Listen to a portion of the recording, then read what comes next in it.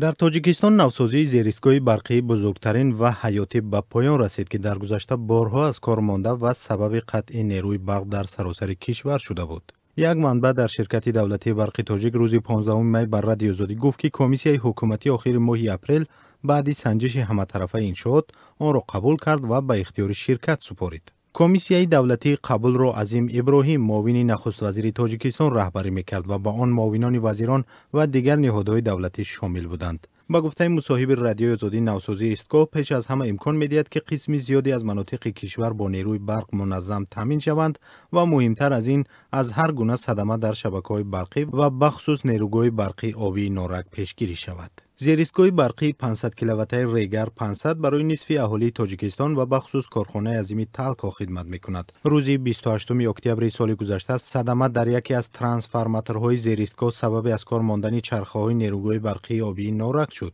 و بسیاری از مردم کشور 3 ساعت در تاریکی ماندند. صدمه شبیه دیگر سال 2013 رخ داد. هرچند به گفته مقامات شرکت برق تاجیک پیامدهای جدی برای شبکه‌های برقی نداشت. صدمه‌های پیشتر در ریگر 500 شرکت تالکو استحصال کننده بزرگترین آلیومینی در آسیای مرکزی را به بلا گرفتار کرده است. از جمله در سال 2009 به گفته خود تالکو در نتیجه صدمه در ریگر 500 بسیاری از الکترولیزهای کارخانه برای 50 دقیقه خاموش شد که به ویران شدن تجهیزات گران قیمتی تالکو آورده رساند. بعد صدمه‌های پی در پی حکومت تاجیکستان طرح نوسازی زیرایستگاه ریگر 500 را آماده کرد و برای آن از شرکت اکسیم بانک چین تقریباً 40 میلیون دلار قرض گرفت. نوسازی را یک شرکت چینی سال 2014 با استفاده تجهیزات پیشرفته و کامپیوتری شروع کرد و سال گذشته انجام داد. با گفته مصاحب رادیو آزادی زیرایستگاه ریگر 500 که سالهای 70 در عهد شوروی مورد بهره برداری قرار گرفته است و در این مدت طولانی بسیاری از ترانسفورماتورهای آن فرسوده شدند.